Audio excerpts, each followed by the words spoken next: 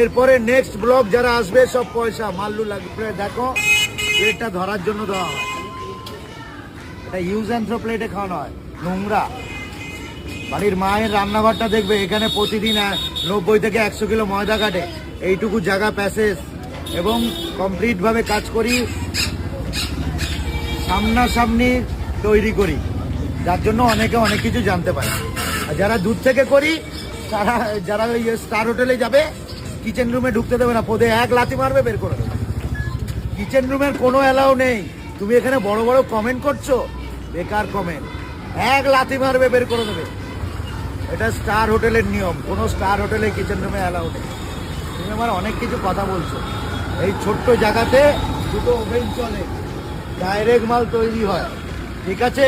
বিশ্ববিখ্যাত পরোটার কথাটা কাড়াক লাগে, কিন্তু বাস্তব কথা বলে, বাস্তব কথা।